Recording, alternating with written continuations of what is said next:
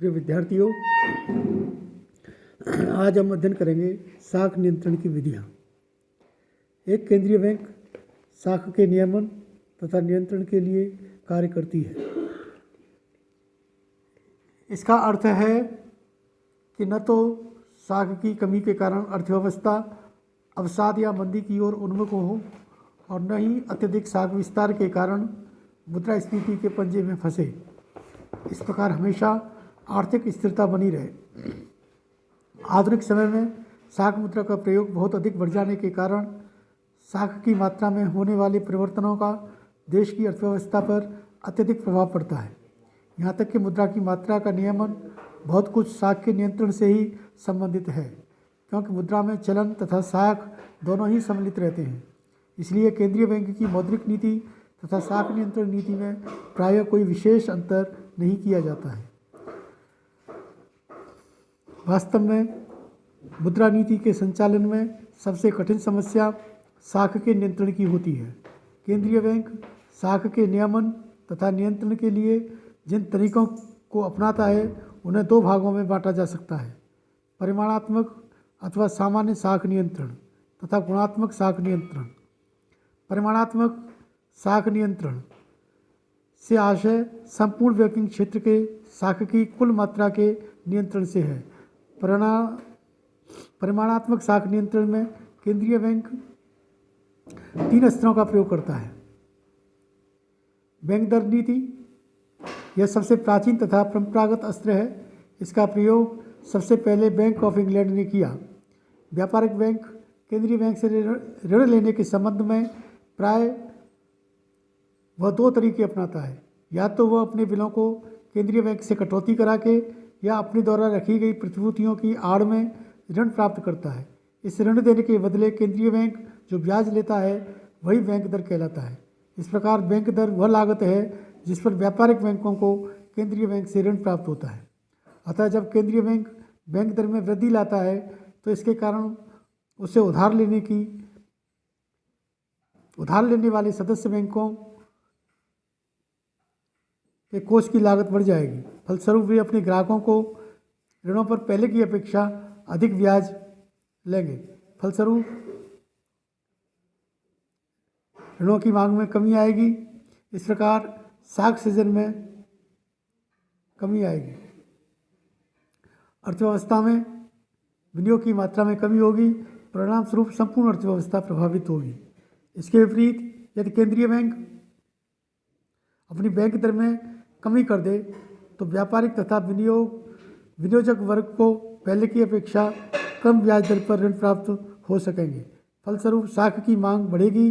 व्यापारिक बैंक अधिक साख का सृजन करेंगे। विनियोग में वृद्धि होगी। आर्थिक क्रियाएं बढ़ेंगी। संपूर्ण अर्थव्यवस्था प्रभावित होगी।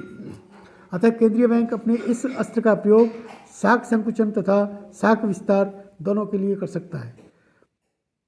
मुद्रास्फीति की स्थिति में बैंक दर में वृद्धि की नीति अपनाएगा तो अर्थव्यवस्था को मंदी की भयावह स्थिति से निकालने के लिए बैंक दर की नीति अपनाएगा।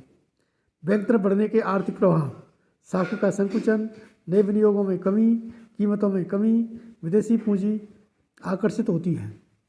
बैंक दर को कम करने के आर्थिक प्रभाव: साख का विस्तार, नए विनियोगों को बढ़ावा, एक देश की पूंजी विदेशों में भी जाने लगती है। दूसरा अस्त्र है खुले बाजार की क्रियाएं।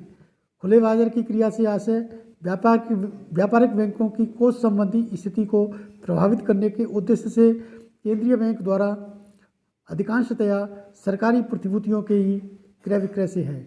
इसका सर्वप्रथम प्रयोग संयुक्त राज्य अमेरिका में फेडरल रिजर्व सिस्टम द्वारा किया गया। प्रतिभूतियों की विक्रय क्रिया अर्थात केंद्रीय बैंक व्यापारिक बैंकों को बाध्य करके कि वे अपने पास सरकारी प्रतिभूतियां रखें व कोष की मात्रा कम रखे के फलस्वरूप उनकी उधार देने की क्षमता अर्थात साख सृजन की क्षमता संकुचित हो जाती है। इसके विपरीत केंद्रीय बैंक द्वारा प्रतिभूतियों का क्रय व्यापारिक बैंकों के कोषों में वृद्धि फलस्वरूप उनकी उधार देने की क्षमता या साख सृजन शक्ति में वृद्धि लाता है। प्रतिभूतियों के क्रय के कारण व इसके फलस्वरूप मुद्रा की पूर्ति में वृद्धि, ब्याज दर में कमी तथा प्रतिभूतियों के विक्रय के कारण मुद्रा की पूर्ति में कमी ब्याज दर में वृद्धि लाती है। ब्याज दर में होने वाले परिवर्तन घरेलू मूल्य स्तर, लागत, उत्पादन, विनियोग, बाजार आदि में वांछित समायोजन लाता है। इस प्रकार स्पष्ट है कि केंद्रीय बैंक अभिवृद्धि की स्थिति को नियंत्रित करने के लिए प्रतिभूतियों के विक्रय की क्रिया अपनाता है तथा अवसाद की स्थिति में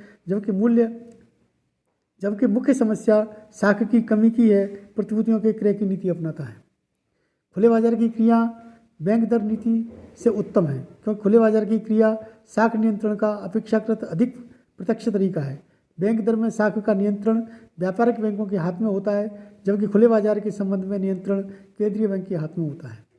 तीसरा अस्त्र है कैश रिजर्व रेशियो, नगद रिजर्व अनुपात। इस विधि के अनुसार व्यापारिक बैंक द्वारा रखे गए कोषों में परिवर्तन के द्वारा केंद्रीय बैंक उनके नगद कोष में कमी या वृद्धि ला सकता है। इस प्रकार अत्यंत ही प्रत्यक्ष रूप से उनकी साख सृजन शक्ति को नियंत्रित कर सकता है। जब केंद्रीय बैंक अपने आदेश के द्वारा नगद कोष अनुपात में वृद्धि कर दे तो व्यापारिक बैंकों के नगद या तरल संपत्ति का पहले की अपेक्षा अधिक भाग केंद्रीय बैंक के पास चला जाता है। फलस्वरूप उनकी साख सर्जन की शक्ति संकुचित हो जाती है। इसके विपरीत यदि केंद्रीय बैंक नगद कोष अनुपात में कमी ला दे तो बैंकों के पास कोष में वृद्धि होगी, फलस्वरूप उनकी साख सर्जन शक्ति बढ़ जाएगी। इस प्रकार परिवर्तनीय नगद कोष अनुपात साख नियंत्रण का एक अत्यंत ही महत्वपूर्ण शक्तिशाली अस्त्र है।